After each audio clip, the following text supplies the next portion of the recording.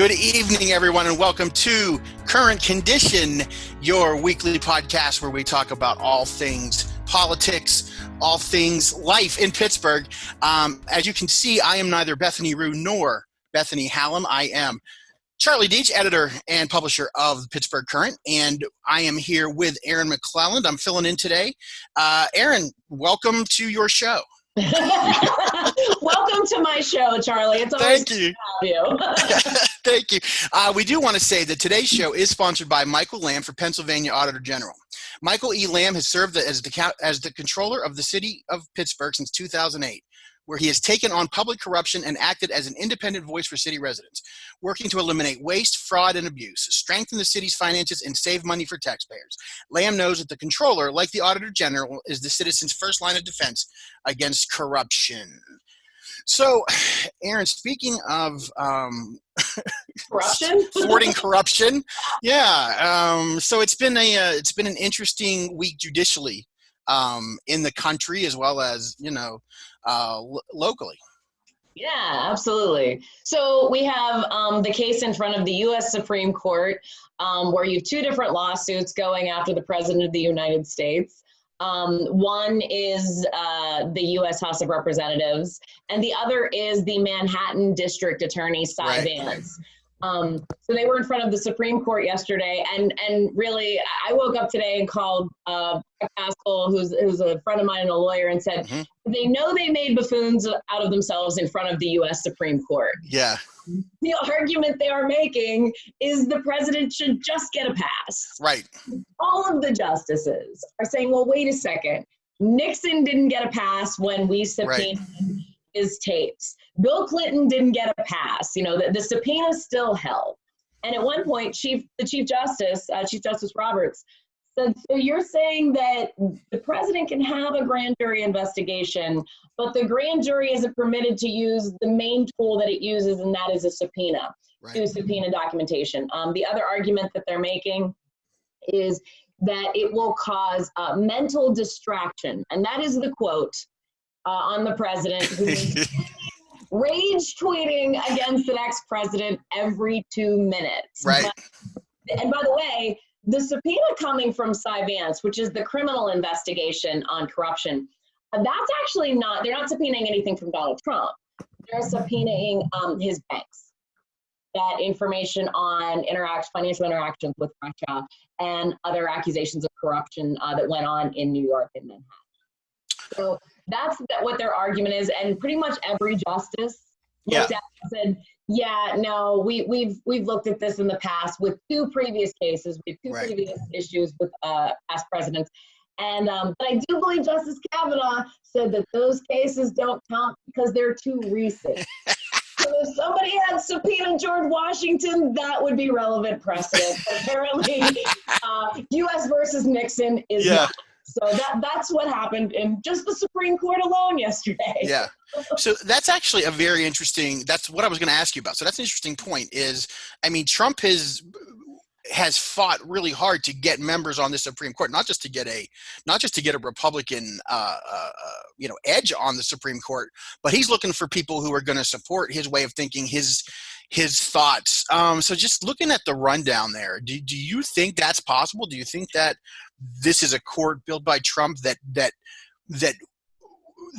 would do that? I mean, we're talking about setting a precedent. I don't want to say we're going to go so far as to install a king or a queen, but in a way, that's sort of what we've got.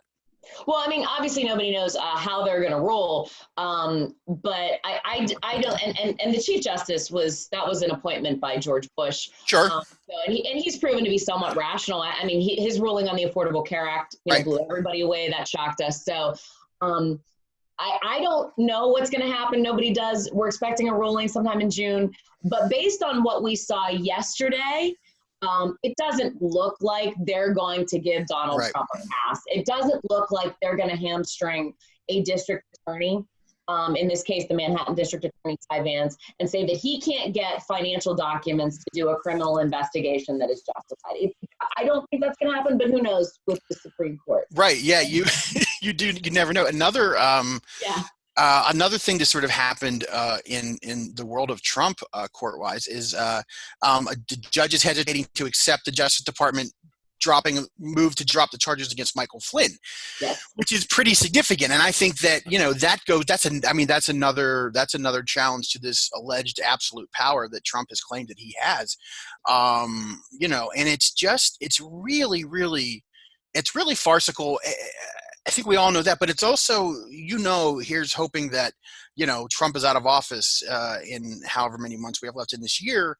Because I don't know, again, I've said I don't know what day it is, so I definitely don't know how much longer this year is going to last. But, they're basically, if Joe Biden gets in that office, do you know how quickly they're going to turn against all this nonsense that the Senate and that the House the Republican members of the House have been yelling about Donald Trump? They would never allow Joe Biden. They certainly never would have allowed Barack Obama to have this kind of leeway. So it's going to be interesting to see. Trump is trying to set precedent that, again, he only cares about himself. So as a narcissist. But we really are seeing things that could have a ripple effect for a long, long time. Yeah, we saw this, if you remember, at the end of the Obama administration, there was a Supreme Court seat open, and Mitch McConnell just refused to do the hearing, and they left it open. And then, of course, it got appointed after. So we're seeing Mitch McConnell, while everybody's at stay at home, he's saying, let's get into Washington so we can vote a nominee in and fill this seat. So, elections have consequences. This is pretty normal. You see this kind of brinkmanship in the federal government all the time.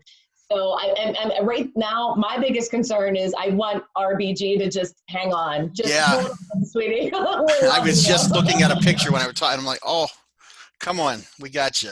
Yeah, absolutely. So this is going to keep going. And that's why this fall, this election is going to be huge. This campaign cycle is going to be insane.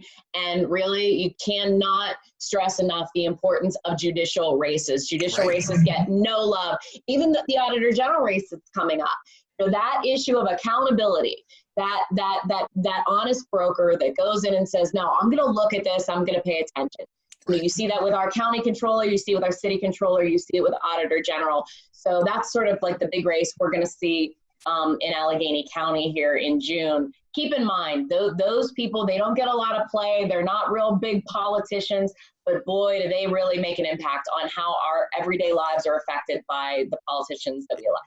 Yeah, and I think current outgoing Auditor General, I think Eugene DiPasquale has set the tone for what that office should be. Not, it's just seemed like, one of those statewide row offices that somebody runs for when they don't have something else to run for, as we saw a couple of years ago. And so he's really shown what the power of that office can be. Yeah, he and Torsella, our treasurer, I don't think they get enough play. Those are not really high profile, even though they're statewide. Some of the work that they've done, the way that they've done this has been really, really impressive. Very dignified, very above board. So I can't rave about the two of them enough. Yeah, and again, I don't want to leave out that, of course, we've had that since Chelsea Wagner became county controller. We've had that similar kind of, using the office to serve the people. Well, so while we're talking about the Auditor General race, let's talk about that. And again, we do want to say that Michael Lamb, City Controller Michael Lamb, who is a candidate for State Auditor General, is today's sponsor. But we're going to talk about this race, just sort of openly and honestly, and talk a little bit about it. But going into this, and you and I have talked long before there was ever a sponsor for this podcast. You like Michael Lamb in this race, is that right? I do. I really do, for a number of reasons. The Western Pennsylvania candidate of choice is going to have a big electoral advantage there. He has gotten some support in Philadelphia. That's good. But really what I love most about Michael in this race is his experience, 12 years in the Pittsburgh City Controller's office, never been afraid to speak truth to power, very, very smart. When I did work for Anthony Coghill, we had to work with Michael Lamb, and I found him to be very, very smart, very easy to work with, very thoughtful. really looked at the complex system that we were working with. So I've always found him to be very impressive, a very independent thinker, and that's really what you want as an auditor. And I think he is by far and away the most qualified person in this race. There's some good candidates, but I don't think anybody has the experience and the know-how that Michael has. And that's just, of course, we've got the primary election coming up on June 2nd. That's just one of the races that we're going to see. Before we, though, I want to talk a little bit about some state races. Before we do that, let's talk about, you brought up to me right before we came on, so I don't know a whole lot about this. I was first hearing about from you. But there was another court issue yesterday in Allegheny County. Is that correct? With Vick Walczyk? Is that Yeah. So I don't really know much about this. Yeah. I do know that the Post-Gazette did a story on it, but apparently there was an issue. I think it was ICE. It was an immigration issue. Saturday night, alerting that they were going to remove a child from custody and send that child to Guatemala. And apparently, Vick, pulled some legal maneuvering, got a court hearing in the wee hours of the morning, got an injunction, and protected that child from essentially what would be deported. So we wanted to get Vick on today to talk about it because it's really an amazing story of how fast he had to act. Because they were going to deport this child Sunday morning, Mother's Day. I believe that they were alerted in the evening, Saturday night. So he had to act quick. He was lucky enough to get a judge that was able to act quick and move forward and get this taken care of. And some of the details of it were really great. So if you get a chance, check out the story that they have. But I wish we could have had Vick on to talk about good stuff. And maybe we could even have Vick on our other show this week potentially. Yeah. But that's I think that a lot of people, maybe they don't understand. Folks like you and I, and there are folks that are involved in this stuff as we are, that really like how fortunate we are in Pennsylvania, this for the state of Pennsylvania ACLU, but here in Allegheny County to have a guy like Vick Walczyk out there fighting for folks and fighting for free speech and civil rights, and he's really just been just like a godsend in several areas. He actually, when I was a reporter I was a news editor for another publication that I choose not to mention. Yes, I did work elsewhere before this. We had an issue where we were trying to get some court records by during the Richard Mellon Scaife divorce. You remember that case from way back? Oh, I do. Trailer Park Tactics on a billionaire budget, baby. I remember exactly. Oh yeah, no, it was honestly one of the sleaziest sort of divorces you've ever read about. Only it involved a billionaire and his wife, and so we were trying to get the case was blocked, not blocked. You know the word I mean. The case was we couldn't see it, and so we went to court. We tried to challenge it. We went to court, and the ACLU, Vick and Sarah Rose, went in and helped us, and we didn't get a complete win, but it was just the fact that they saw that this was something that was, it was a violation of right to know and public records, and they went in there and helped us. That's just I'm sure everybody that's kind of involved in some way in these kinds of causes or these kinds of issues has worked with Vick over the years, and it's just been he's just a great asset here in Western PA that a lot of people probably don't know about, as much as you and I probably couldn't fathom how. Of course we've heard of Vick Walczyk. I'm sure there are people out there that don't know how lucky Allegheny County is to have a guy like Vick Walczyk around. And those issues are going to keep being essential. I mean, even in the Trump case right now, the other side is arguing that how we use information, because in the digital age, everything is recorded somewhere. So what is viable, what is not, what is in the interest of the people, what is not. And, when you look at, and one of the justices compared this, I think it was Breyer, said, we have to look at like the Joe McCarthy thing, where they were using subpoena power to go after people in, this McCarthyistic, anti-communist witch hunts that they had. So when you're looking at this is going to be an ongoing discussion in the digital age. We are always going to be fighting for our privacy, at the same time fighting for what is and what is not right to know, what is in the public interest. And that is a debate that is never going to end. And the press is going to always be fighting for their end on that. It's strange if you were to, I think if you were to lay out the Watergate case to, especially younger folks who've never heard of the Watergate case, and they're going to be like, he was pushed out of office for screwing with some elections and taping some taping some, some conversations. That's just because since then we have this obviously, but I just finished watching a movie called Shock and Awe, and it was about two reporters who wrote about the George Bush's decision to invade Iraq after 9/11. And it was, these guys were writing stories that nobody was picking up because, it was, of course, our government wouldn't lie about something like this. But, we've had people, and now we've had Trump who've done things far worse than Nixon probably ever dreamed of. And it's tough to get any kind of headway, certainly worse than Bill Clinton ever did for his impeachment. It's so, I don't know. It seems like we've had regression in the last several years in a lot of forms of daily life. It seems like we've regressed back maybe a little too far on things like free speech. And I'm worried about this regression in our, especially in this area of holding our politicians accountable. It just seems like we're regressing, hopefully not to a level that's too far to come back from, but it's a worrisome time. Well, if you remember, and this is relevant right now because if you remember Paul O'Neill, Pittsburgh guy, recently passed away, was truly my hero, and was the reason I ran for office. But when he wrote his book, he was in the Bush administration, and when he published a book after sort of being run out for telling the truth, he was the ultimate advocate for transparency. And he put all kinds of information about how they went to Iraq, why, and what he thought about that, because he was on the National Security Council as the treasurer. And a lot of people, and I remember the Wall Street Journal saying, you put a lot of information out there that shouldn't have been public. And he said, but it's the truth. Yeah.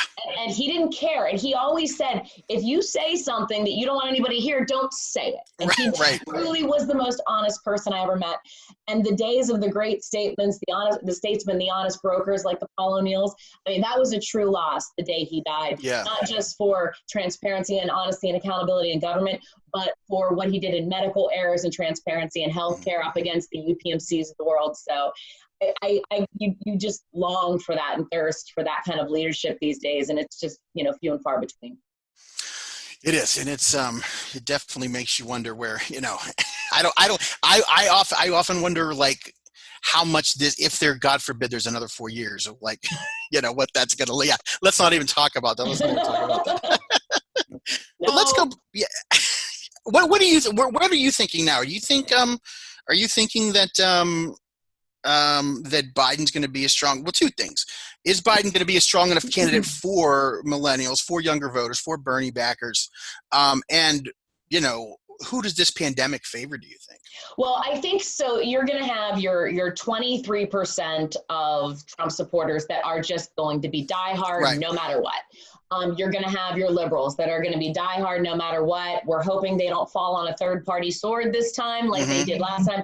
Hopefully we don't have basket of deplorables and some of the comments that we had last time to worry about.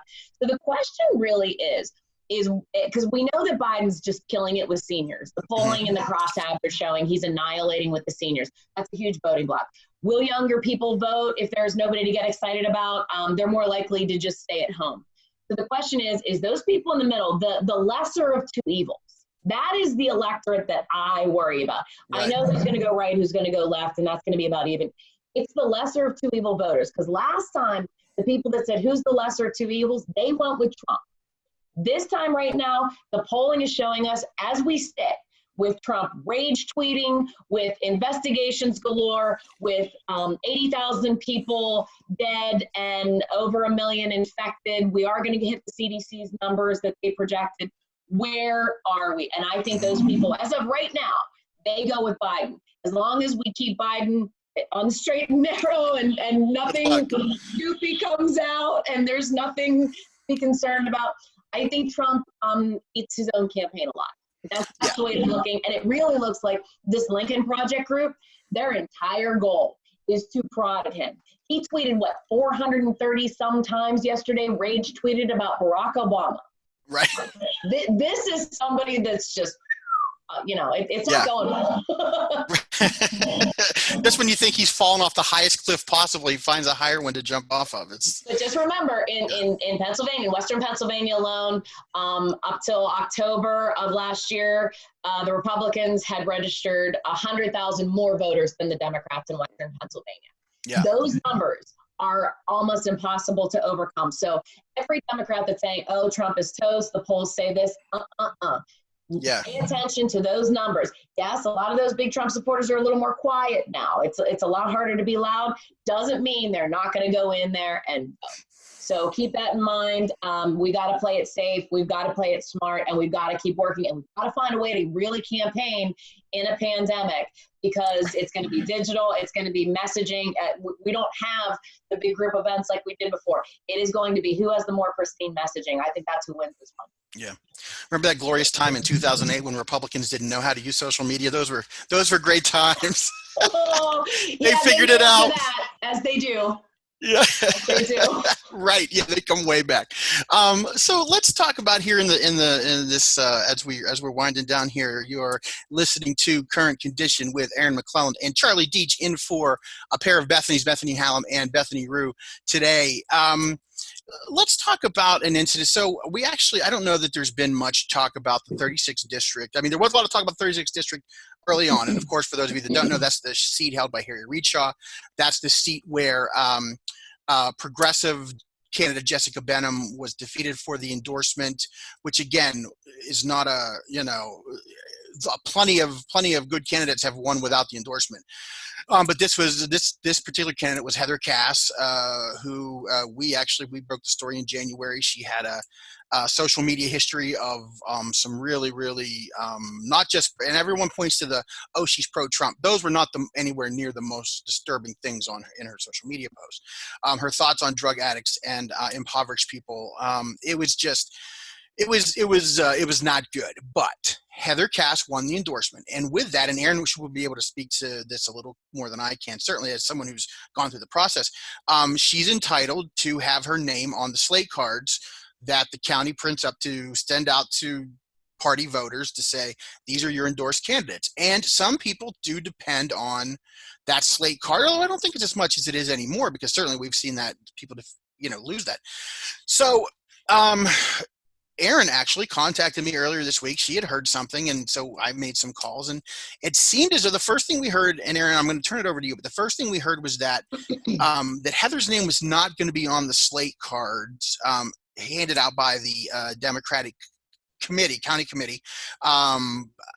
Just to catch up, Chair Eileen Kelly has told me since that she will be on the slate cards, and Heather Cass also confirmed to me, who returned my call for the first time in 6 months. It was very interesting, but she had some good points on this issue actually. But she said that she was originally told she wouldn't be on the slate card. So let's talk about this. Like I said, you kind of brought me in on this, so you probably have a little bit more of the background than I do.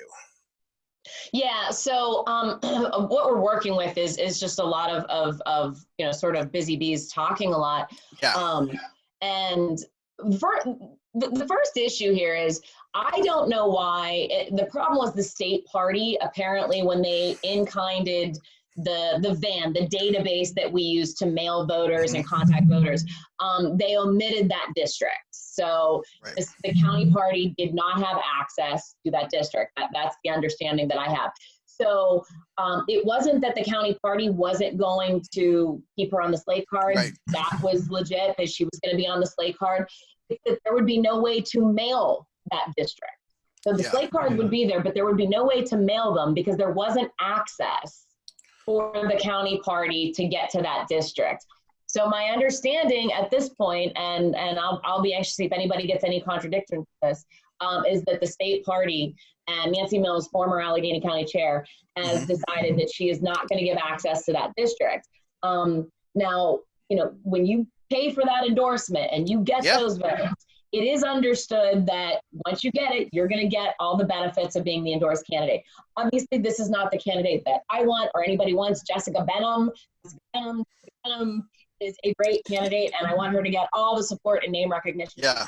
She's smart. She's running a great race. But this is where we draw the line. Like, this is where, you start playing politics. And as somebody who was an endorsed candidate that won the endorsement with 85% of the vote and was left off the Allegheny County slate card by the same leadership, it wasn't fair then. It's not fair now. So while I don't support the endorsed candidate in this situation, I can empathize with how unfair this action is. The bigger problem is, though, this slate card is useless in this election. We have over 100,000 people have already voted by mail in Allegheny County. This race is probably already decided one way or the other. Why the state party chose to draw a line in the sand on mailing out a slate card when it is not going to matter. We keep creating drama on this race, calling attention to it, when what we needed to do is just make sure Jessica Benham could run a good race, not give the other candidate name recognition and opportunities for free press, or to make her look like a victim or a martyr. That was the dumbest decision in all of this, on a slate card that wasn't going to matter. Yeah, as for a candidate that hasn't been right on many points, she's completely right on this, and so they gave her this pulpit to preach from. So I talked to Eileen Kelly, I believe it was Monday, and so I talked to her about it. She said that there was misinformation about the slate cards, and she said what you said. She said that they went into the database, the 36th district wasn't coming up, and she said the 36th district is pulled and would not be made available. I told them that is not an option.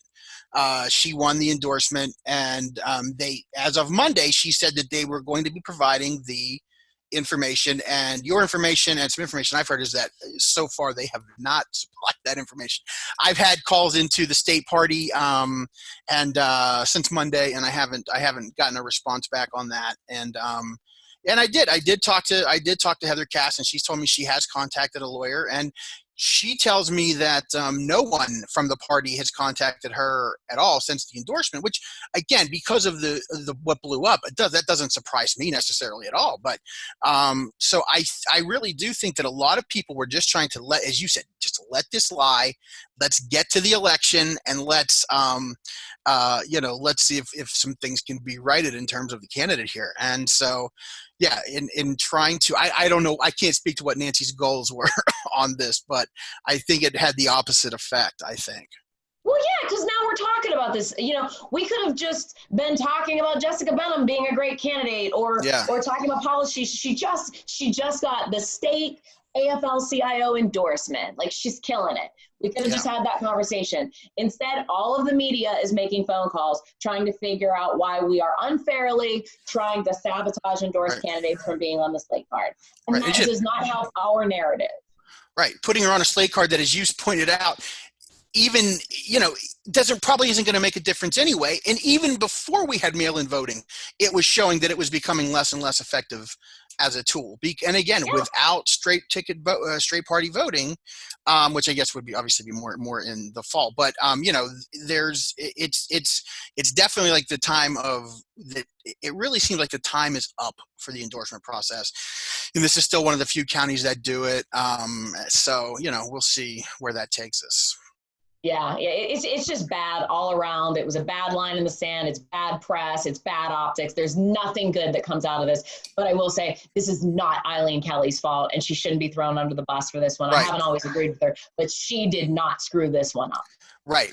Yeah. Question what she did after the thing, but she this was right. This was certainly not Eileen Kelly's fault. So, and like I said, I did, and I've given a lot of people involved in this since the beginning a lot of crap. So I do want to say that, this was again a situation that never should have happened, and so we'll see how that plays out. So, Erin, final thoughts before we go off here. What are you watching in terms of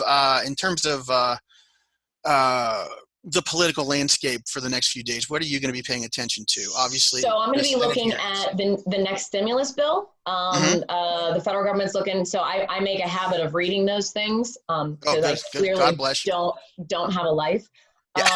So I will read that and go through that with a fine tooth comb, see what it looks like. Definitely hoping to start promoting Michael Lamb a lot because I'd like to see him get this in the bag. I have been promoting Jessica Benham on social media because I think she's great. I think that's a conversation we should be having. And then the other thing is what is happening in the federal government as far as in the market. We are seeing a massive, one of the worst declines in value for public sector pensions. There's a lot of reasons for that. The 2003 commodities deregulation bill has a lot to do with that, decrease in oil demand. That's all coming full circle and really hurting our working men and women. And that's my big passion is how does this hurt the middle class? And looking at that and then seeing what's going to happen with the reopening. This is going to be very interesting as Wolf is really laying down the law as far as you're not going to make people sick. You're going to do it my way. So he's really taken some power and some control and saying this is going to be done right. So that's what I'm going to be watching for the next week. Yeah, Wolf actually very much surprised me. And because when this all happened, I thought, well, what's his play on this? How is he going to enforce something like this? And he came right out the next day and was like, this is what's going to happen. If you're right, it's going to be significant. So, that's definitely going to be an interesting situation to watch. Erin McClelland, thanks so much for joining me today on the current condition. Bethany's should be back in their regular seats next week. New issue of the Pittsburgh Current is currently in your inbox or on our website, www.pittsburghcurrent.com, and we will see you next week.